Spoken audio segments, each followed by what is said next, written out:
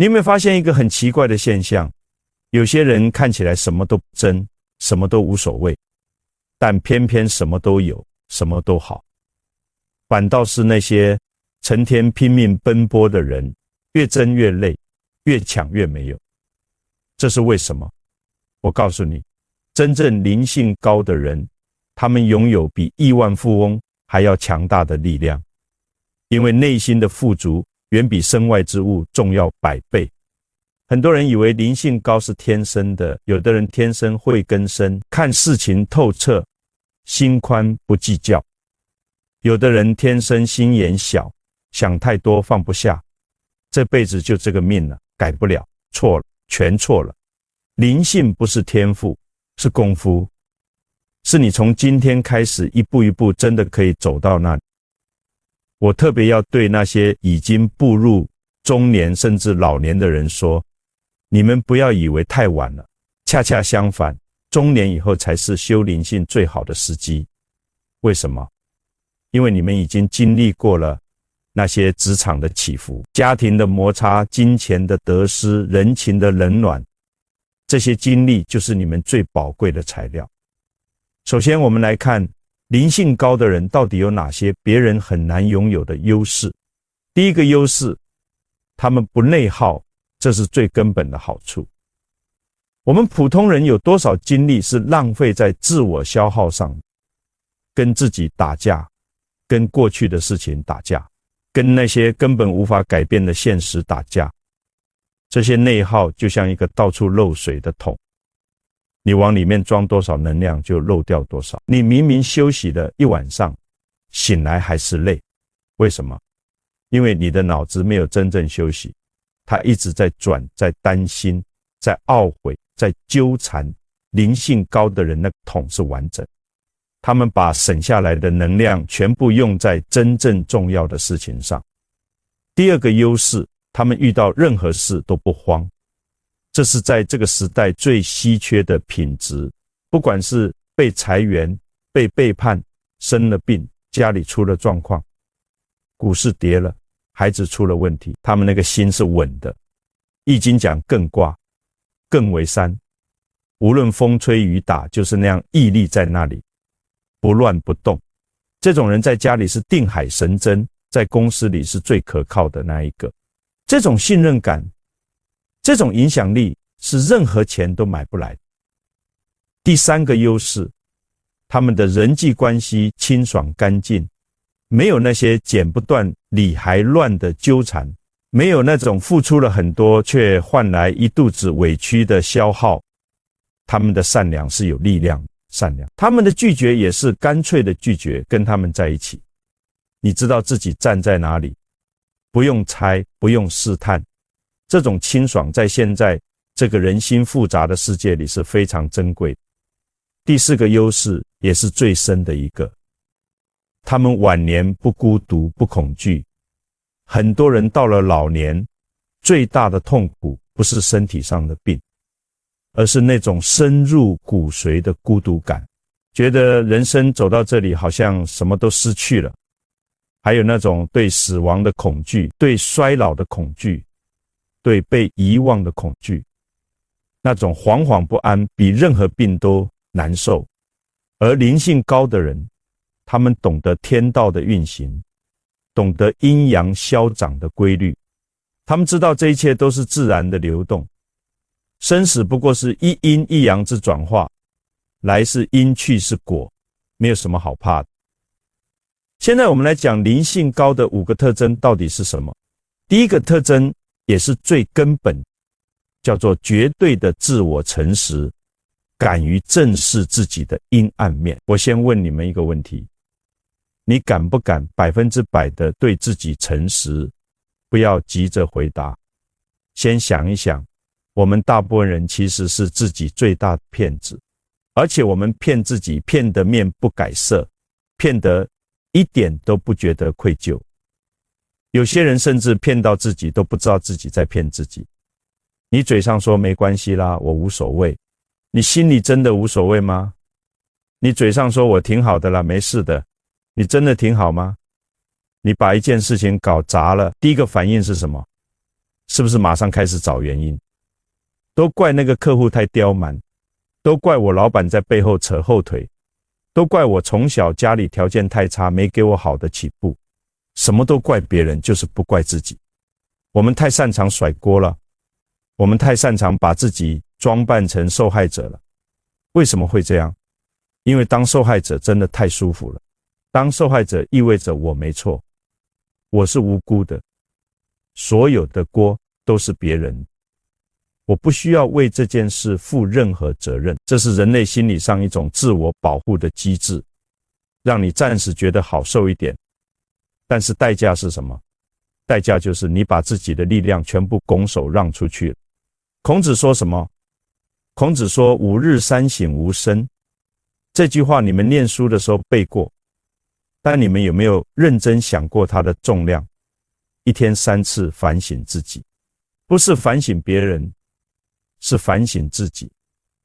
孔子不问今天谁害的我，谁误解的我，孔子问我今天做事有没有尽力，我今天待人有没有诚信，我今天所学的有没有温习，向内看，向内找。这是儒家几千年传下来的修身根本。灵性高的人，他们厉害在哪里？他们放弃了当受害者的快感，换取了当负责人的力量。他们会逼着自己去看那个最不想看的东西，就是他们自己。他们会问自己一些非常难受的问题。这次吵架，我嘴上说的都对，但我内心真正的动机是什么？我是不是就想赢？是不是就想证明我对你错？我为什么这么嫉妒他？我到底在嫉妒他什么？是不是因为他活成了我不敢活出的样子？有一个住在台中的朋友姓林，在一家贸易公司做了10几年。他跑来找我说，曾教授啊，我在公司真的受了很多委屈，我那个主管总是针对我，开会从来不让我发言，年终考绩年年被压，我到底是哪里得罪他了？我问他，你觉得你自己有没有什么地方做得不好？他想也不想就说，我做得挺好的，我每天都是第一个到最后一个走，项目也都有完成。我说你再想一想，有没有一点点，哪怕一点点是你自己这边的问题？他沉默了很久，最后说，可能有时候开会我会做一个表情。什么表情？就是如果我觉得主管说的对，我眼神里会有点不屑，不是故意的，就是会这样。你看，就这么一个微小的，他自己都说不是故意的动作，把一个关系搞坏了10几年，这就是不自知的代价。这种绝对的自我诚实，就是他们力量的第一个来源。你们想想看，我们普通人每天要花多少能量去掩盖、去合理化自己的行为？这些能量全都是内耗，全都是在消耗你自己的精气神。灵性高的人，他们把这些内耗省下来了，他们不需要跟自己打架，他们接受了自己是一个完整的人，有光也有影，有好也有不好，然后他们就有多余的力量去做别的事了。当一个人对自己足够诚实，他省下了巨大的能量，他不再内耗了。那么这股省下来的能量，他们会用来做什么呢？他们会用来做第二件极其厉害的事。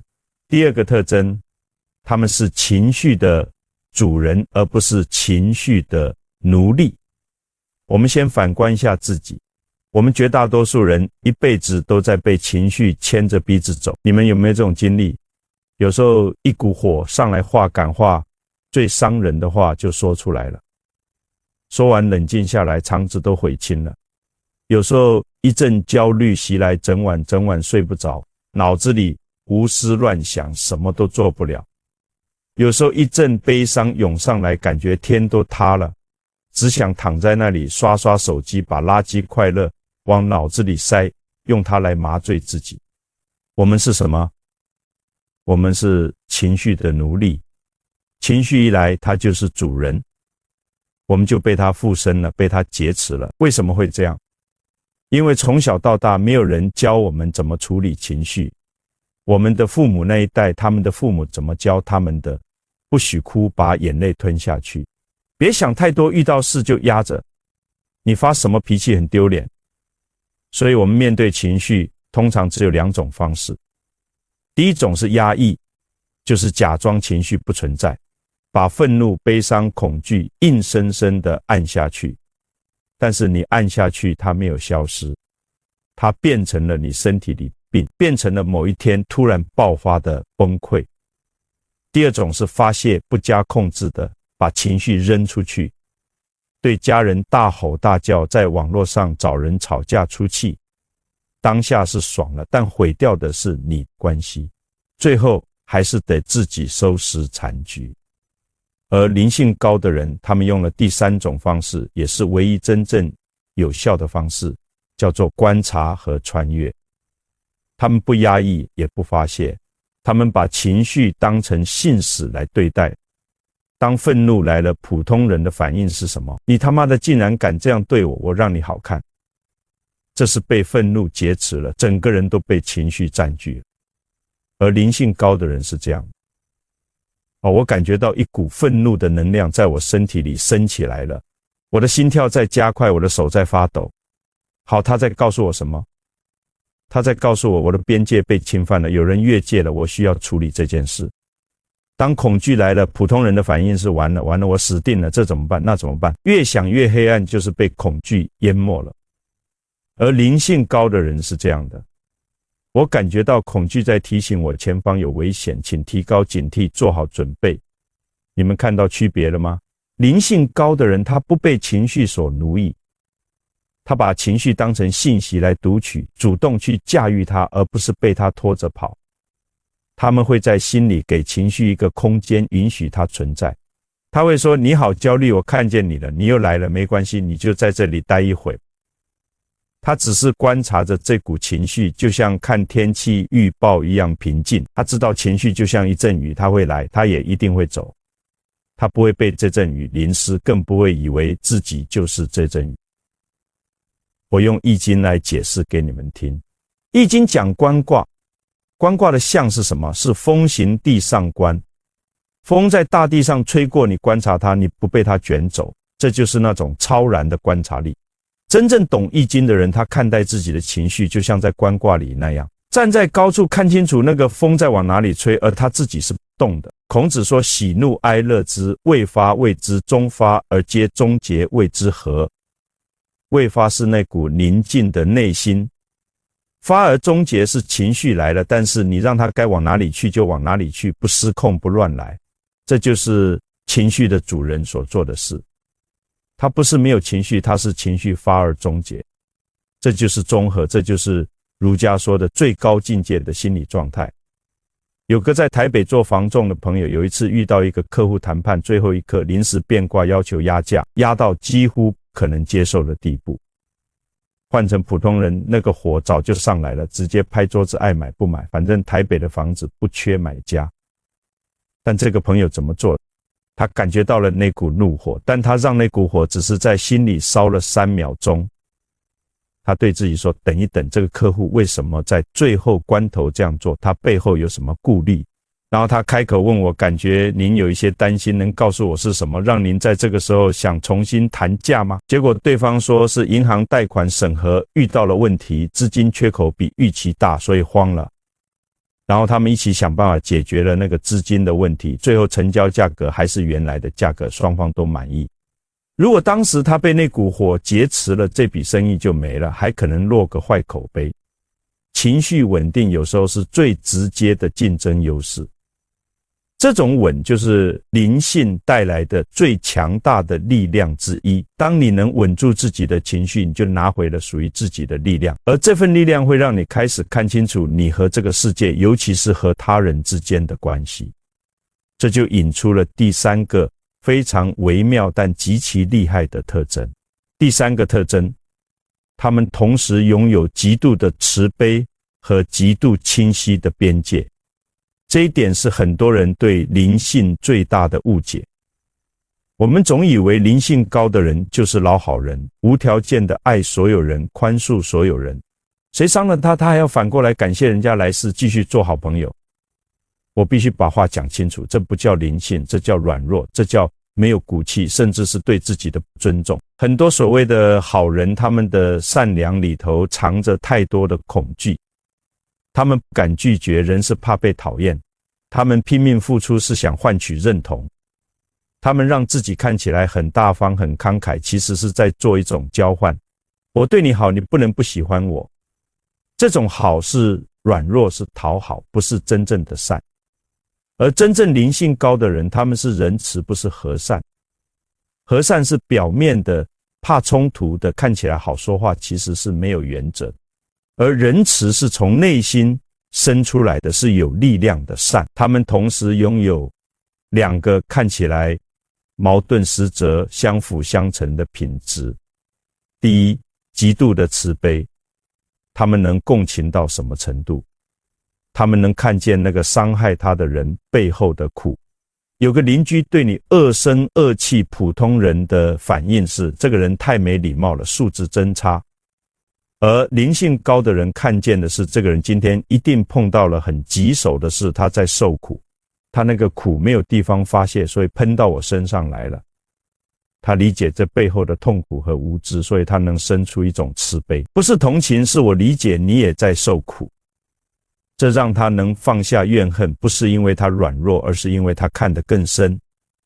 第二，极度清晰的边界，但是注意这个，但是他的慈悲绝对不等于纵容，他会清清楚楚地告诉你，我理解你今天很难受，但是我不能允许你用这种方式跟我说话，我爱你，但是你自己的功课需要你自己去完成，我不能替你背。我的能量我要用来好好照顾自己，我不可能让你无限制的来消耗我，这就是慈悲的超然。我爱你，但我不需要你，我帮你，但我不背负你。很多做父母的子女成年了30好几了，还在伸手跟父母要钱，稍微不满足就发脾气，甚至威胁说你们不给我，我不孝顺。那种灵性低的父母怎么办？要么给钱，然后心里憋着怨气，要么发火，然后关系搞得更僵。而灵性高的父母是这样，他们理解这个孩子可能在外面碰了壁，心里很挫败，没有安全感，他们心里有那份慈悲，但是他们会说，我能感受到你现在的压力，但这笔钱我不会给你，不是我不爱你，是这样做对你没有好处，你需要靠自己的力量站起来。然后他们是说到做到的，不会因为孩子闹几次就心软。这种慈悲与边界并存在易经里是有对应的。易经有个中孚卦，中孚讲的是内心真实的诚信，内实外柔，里面是充实的，有自己坚守的，外表是柔和温暖的。那个内在的充实不是随意可以被掏空的，不是随便一个人来哭诉你就软掉了。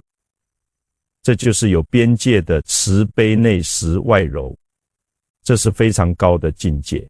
孔子说仁者爱人，但孔子同样说当仁不让于师，当该坚守的事情摆在你面前，你不能软弱退缩，有仁有义，慈悲而不失骨气，这才是完整的君子之道。这种清晰的边界感和对人际关系的深刻洞察，都来自于他们对一件事的深刻理解，就是他们清楚地知道唯一能掌控的是什么。这就引出了第4个特征。第4个特征，他们活在当下，这不是一句口号，而是他们的核心战略。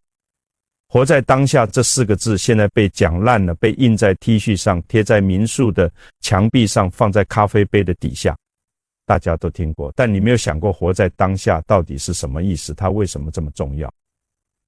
我们先看看不活在当下是什么状态，那就是我们几乎所有人的日常。你要么活在过去，脑子里反复播放，我当初要是不那样说就好了，我早知道就应该怎样，他怎么可以这样对我？这叫什么？后悔、怨恨、沉溺，一直在反刍过去的事情。你要么活在未来，脑子里全是下礼拜的报告，怎么办？万一我失败了怎么办？孩子以后联考考不好怎么办？这叫什么？焦虑、担忧、恐惧，把未来可能发生的最坏情况在脑子里一遍遍彩排。你发现了吗？你的身体在现在，但你的意识、你的头脑一直在过去和未来这两个时空里疯狂穿越，而过去已经发生了，你对它无能为力，未来还没有发生，你也无法控制它。你把100%的精神能量全都浪费在这两个你无能为力的地方，那你留给现在这个唯一真实存在的时空还剩多少？等于0。这就是为什么你吃饭吃不出味道，因为你在想工作的事，你工作的时候心烦意乱，因为你在想家里的事，你陪孩子出去玩，眼睛却盯着手机，因为你在焦虑明天。你根本不在场，你只是一个被过去的记忆和未来的恐惧驱动着在原地打转的人。有一件事很有意思，我们台湾人有一个很普遍的现象，出去旅游人在花莲，但手机没放下来，在回复客户的讯息，在刷新闻，在拍照发朋友圈。结果那个太平洋的蓝，那个山海交接的壮观，那种难得的宁静，都只是你相机里的一张图，不是你心里真实经历过的风景。你其实从来没有到那里，这就是不活在当下的代价。你的人生里有很多精彩的场景，但你缺席了。而灵性高的人，他们做的就是一场意识的革命。他们通过各种修养功夫，把那个飘在过去和未来的意识像拽风筝一样硬生生拽回到此时此刻，拽回到这个身体里，拽回到当下这一刻。当他们吃饭，他们就只是在吃饭，他们能感觉到那碗卤肉饭的香气，那口汤的鲜味，那粒米的软烂。当他们走在大安森林公园里，他们就只是在走路。他们能感觉到风吹过皮肤，阳光照在脸上，脚底踩着青草的柔软。当他们跟你说话，他们就只是在跟你说话，他们的眼睛看着你，他们的耳朵在听你，他们100%的在那里。这不叫享受生活，这叫夺回力量。因为当下是唯一的力量入口，你不能在过去解决问题，你也不能在未来采取行动，你只能在当下行动。易经讲什么？易经讲的是变化之道，讲的是与时偕行。时就是当下这个时机，这个时点。孔子站在河边看着流水，说逝者如斯夫，不舍昼夜。那是在感叹时间的流逝，也是在告诉我们每一个当下都是独特的流动的。你要顺着这个流，而不是抓着过去的回忆或者未来的幻想不放。易经的意志，一个意思是变易事物不断变化，另一个意思是简易道理其实是简单的。当下这一刻就是那个最简单的道理。你在这里，你现在做好这件事，这就够了。活在当下的能力，让灵性高的人有多大的优势？第一，他们拥有深度专注的能力。我们这个时代最稀缺的资源不是钱，不是人脉，是专注力。当一个灵性高的人决定做一件事，他可以做到心无旁骛，人事合一。他的意识不乱跑，不内耗，他进入那种心流的状态。他专心工作3个小时，比你东想西想，刷手机想这想那地，工作3天还要有效率。这就是高效的根源，不是聪不聪明的问题，是在不在场的问题。第二，他们拥有一种极其罕见的在场感。你跟这种人待在一起，你有没有感觉你自己的焦虑都会不知不觉的降低？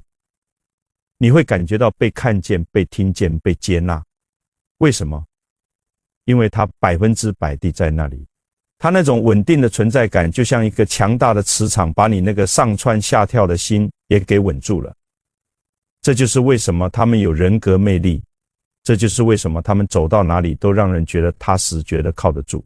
有一位在台南开诊所的医生，我认识的年过60了，但是每次出诊，不管当天病人多忙，他跟你讲话那个眼神就是盯着你的，那个注意力就是放在你身上，不是在想下一个病人，不是在回想刚才那个案例，就是此时此刻我在这里，你说的每一个字我都在听。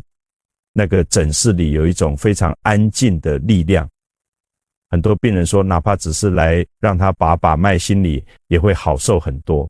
这就是活在当下带来的疗愈力。这种力量是无声无形的，但每个人都能感觉到。第第三，他们不焦虑未来，因为他们知道把每一个当下都好好处理了，未来自然就差不了。他们不悔恨过去，因为他们知道每一个当下的行动都在重新书写自己的历史。这种洒脱不是不负责任，而是真正懂得力量在哪里。当一个人真正活在当下，他就获得了一种很深的自由。但这种自由还需要最后一块拼图来完成。这块拼图是灵性修炼里最高级，但也最容易被误解的一环。第5个特征，他们践行彻底的臣服。这不是摆烂，这是最高级的行动。臣服又是一个被讲坏了的词，很多人一听臣服就以为是认命，是躺平，是放弃努力。我臣服了，我就这样，我不奋斗了，老天爷让我怎样就怎样，我认了。我告诉你们，这不叫臣服，这叫消极怠工。灵性所说的臣服，不是放弃行动，而是放弃抵抗，放弃对已经发生的现实的抵抗。我们每天活得有多累，我们无时无刻不在跟现实打架。天不应该下雨，但它偏偏在下。他不应该对我这么说话，但他偏偏就这么说了。这件事不应该发生在我身上，但就是发生了。这种不应该，这种抗拒，就是你一切痛苦的来源。你仔细想想，你不是在为下雨而痛苦，你是在为你自己抗拒下雨这件事而痛苦。你不是在为他那句话而痛苦，你是在为你没能阻止他说那句话而痛苦。你试图用你的意念去改变一个已经发生的事实，这是徒劳的，而且浪费了你所有的能量。而灵性高的人，他们不打这场必输的仗，他们练习的是臣服，就是接纳。好事实就是如此，这是一种极其清醒的现实主义。天在下雨，好事实；我被公司裁员了，好事实；我的伴侣决定离开我，好事实；我生病了，好事实。他们首先做的是无条件的接受这个现实，停止情绪内耗，停止扮演受害者，停止问为什么偏偏是我，然后他们把100%的能量都用来问一个问题。好，既然如此，我现在能做什么？你看，这不是摆烂，这恰恰是最高级的行动。你因为抗拒下雨，坐在家里生闷气，一步都没动。他因为臣服于下雨，接受了这个事实，所以他拿起雨伞出门了。你因为抗拒被裁员，天天对着前公司的老板咒骂，对着朋友诉苦，浪费了3个月时间在懊恼上。他因为臣服于被裁员，接受了这个现实，第2天就开始更新简历，联系猎头，甚至开始认真想，这是不是一个机会让我去做一件真正想做的事。易经里最重要的一个道理就是穷则变，变则通，通则久。穷不是贫穷，是走到了尽头，走到尽头了就要变，变了之后路就通了，通了之后才能长久。这就是天道告诉我，当现实把你逼到绝境，那不是终点，那是一个必须变的信号。而臣服就是你愿意接受这个信号，然后开始变，而不是还在那里跟那堵墙撞头说这堵墙不应该在这里。易经有个卦叫做随卦，随讲的就是随时而动，随事而为。天地之大德就在于它不强求，不执着，该生就生，该灭就灭。日月按时升落，四季如期更换，没有哪一个在那里抱怨今年不想入冬了。这就是道，这就是天道运行的方式。灵性高的人，他们把自己的生命节奏调整成跟这个天道一致，所以他们活得顺，因为他们不逆天而行，他们学会了顺势而为。臣服这个能力让他们有多厉害？他们拥有解决一切问题的终极力量，因为他们从不浪费能量在抱怨问题上，他们永远面向前方，永远在寻找方案。他们是这个世界上最坚韧、最难被打倒的人，不是因为他们特别坚强，而是因为他们不跟命运对着干。他们学会了在任何处境里找到那个可以走的方向。有一个认识多年的朋友在台北内湖做科技业，做得不错。2008年金融海啸，他的公司差点垮掉，订单瞬间消失了一大半。员工薪水要发，银行贷款压着，那一段时间非常艰难。我去看他，以为他会愁眉苦脸，结果他很平静。我问他，你怎么这么沉得住气？他说，曾教授已经发生的事情，再怎么懊恼也改变不了。我现在想的是，在这个情况下，我还有什么是可以用？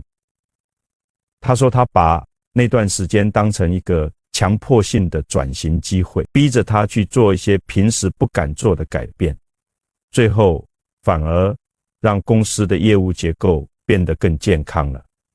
他就是活出了这个臣服的智慧，接受现实，然后全力以赴。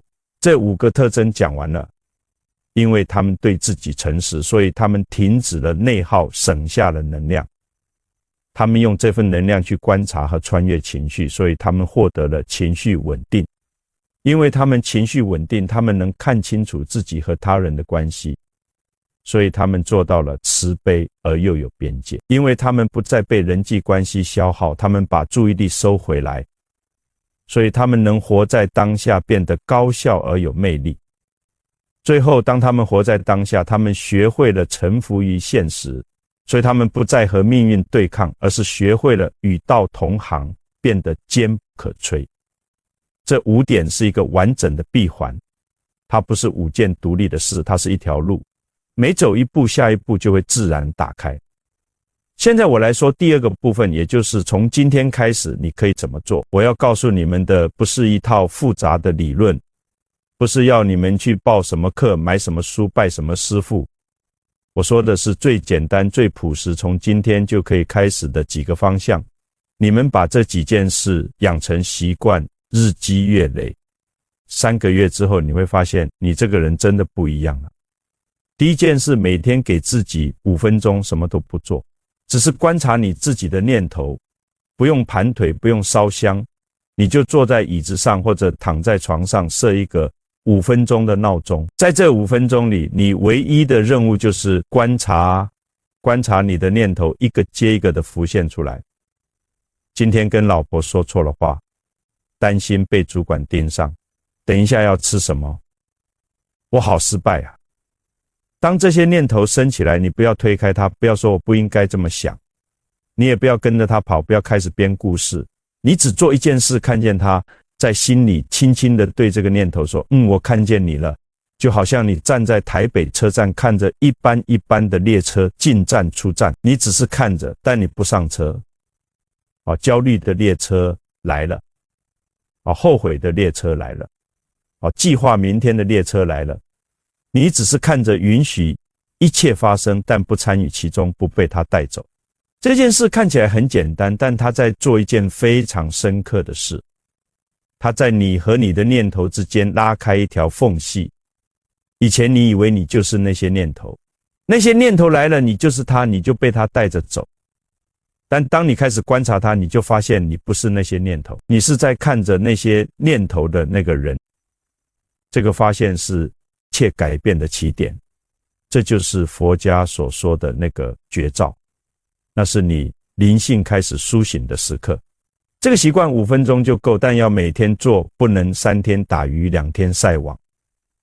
第2件事，每天给自己一个自我诚实的问题，就一个不要多。在睡前或者早上起来问自己一个问题，今天有没有哪一个时刻我是在扮演受害者？今天有没有哪一句话我说出来的时候，其实知道自己心里的真正动机不是这样？今天有没有什么事我把责任推给别人了，但其实里面有一部分是我自己。不要求你今天就全部改掉，只是看见。孔子说的吾日三省吾身，不是叫你每天鞭打自己，而是叫你每天让自己清醒一点点，一天清醒一点点，1年下来，你会发现自己已经走了很远。第3件事，学会在情绪来的时候，先给自己3秒钟。这3秒钟不是要你忍，是要你暂停。暂停，然后问自己，这股情绪在告诉我什么？它是在说我的边界被侵犯了，还是在说我有什么深层的恐惧被触动了，还是在说我有什么真正的需求没有被满足？你不需要马上找到答案，但这个暂停和发问的动作就是情绪的主人会做的事。久而久之，那个3秒钟会变成你的本能，你的情绪会越来越少失控，你的人际关系会越来越干净，你的决策会越来越清晰。易经说动静有常，刚柔断矣。动和静各有其时，该动的时候动，该静的时候静。那3秒钟的暂停就是在该静的时候静，让你的阴阳有机会自动调节，而不是被一股情绪的冲劲带着乱跑。第4件事，每天找一件小事练习全心全意的做它。就一件小事，不要贪多，喝一杯茶就只是喝茶，感觉那个热气，闻那个茶香，感觉茶水进到身体里那个温热的感觉，走一段路就只是走路，感觉脚踩在地上，感觉呼吸，感觉身体在移动。吃一顿饭就只是吃饭，感觉那个味道，感觉那个饱足。不要看手机，不要想别的事，就这一件事，把你全部的注意力放在这里。这件事是在训练你活在当下的能力。这种能力不是靠讲出来的，是靠一次一次的做出来的。你做一次，那块肌肉就强一点。你做100次，你就发现你整个人的状态开始不一样。你开始真正的感受生活，而不只是在生活里走来走去。第5件事也是最难但最关键的一件，学会对已经发生的事说一声好，就这样。这不是叫你装作不在意，这是叫你练习那个臣服的动作。当一件让你不舒服的事情发生了，你允许自己难过，允许自己失落，但是在那个情绪流过之后，你试着对那个现实说好，就这样，已经发生了，我接受，然后问我现在能做什么。刚开始做这件事，很多人会发现说不出那句话，因为心里还有怨气，还有抗拒。没关系，就算嘴上说了，心里还是别扭，说每说一次，那个抗拒就松动一点点。你会慢慢发现，这一生中你浪费了多少能量在抗拒现实上，而那些能量原来可以用在这么多更值得的地方。易经系辞传里有一句话，化而裁之谓之变，推而行之谓之通。你把已经发生的现实接受了，然后去裁量它，去看它能往哪里走，然后推动它，你才能走到那个通的地方。堵是堵不住的，顺势而化，这才是天道给我们的智慧。这5件事你们不要一次全部去做，那会压垮自己。你先挑一件最小的那一件，就从今天开始做。1个礼拜做到有点感觉了，再加第2件，慢慢来，不要急。易经的道理告诉我们，终日前夕惕若厉，每天持续地精进，每晚认真的反省，但不要操之过急，欲速则不达。种下一颗种子，它需要时间生根，你要做的就是每天浇一点水，不要拔苗助长。我见过很多人听了很多大道理，听完了觉得很有道理，然后回去什么都没有改变。为什么？因为他们想要一次全部变，想要立刻就变成那个灵性高的人，结果什么都做不到，最后觉得这些道理没用。不是道理没用，是方法不对。改变是一点一滴积累的事，是养成习惯的事，不是顿悟了就好了的事。当然顿悟是有的，易经讲若卦过于时，不终日增吉。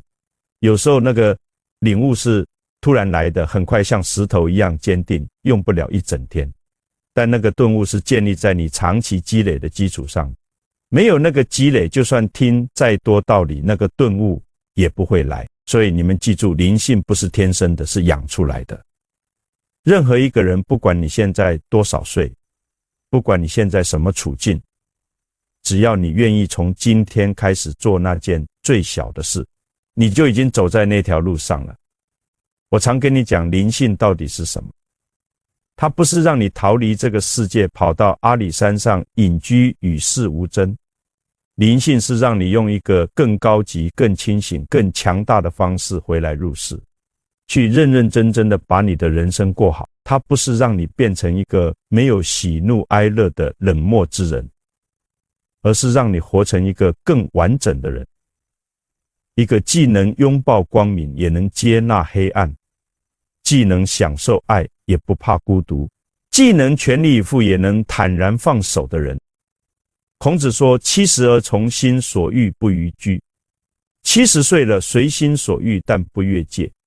不是说孔子到了70岁才开始自由，而是说他经过了几十年的修炼，把自己的心和天道完全对齐了。所以他的欲望自然就是顺应天道的欲望，他的选择自然就是不越矩的选择。那种自由不是想干什么就干什么的任性，而是你的内心和宇宙的节奏已经合一了，你流淌的方向自然而然就是正确的方向。这就是灵性的最终目的，也是我们每一个人无论在哪个年纪都可以朝着走去的地方。荣格有句话是西方心理学的话，但我觉得它跟我们易经的道理是完全相通。他说，向外看的人在做梦，向内看的人才清醒。你所有寻求的力量，你所有渴望的答案，不在别处，不在外面，全在也只在你的里面。从今天起开始向内看。当你真正开始向内看的时候，你会发现那个你一直在外面苦苦追寻的东西，其实从来没有离开过你，它一直就在那里等着你回家。命由心，造福自己求。你的命运不是老天爷写好的剧本，是你每一个当下的选择，每一个念头，每一个行动累积出来的结果。你今天开始诚实的面对自己，你今天开始做情绪的主人，你今天开始活在当下，你今天开始臣服于现实，你的命运就在这一刻开始改写了。不需要等到明天，不需要等到来世，就在此时此刻，就在你愿意的那一刻。愿各位都能从今天起真正的看见自己，真正的活在当下，真正的与道同行。当你走上这条路，你会发现，原来灵性高的人拥有的那些力量，不是别人的专利，是每一个愿意向内看、愿意下功夫的人都可以拥有宝藏。这个宝藏就在你心里，从来没有离开过，只是等着你去打开它。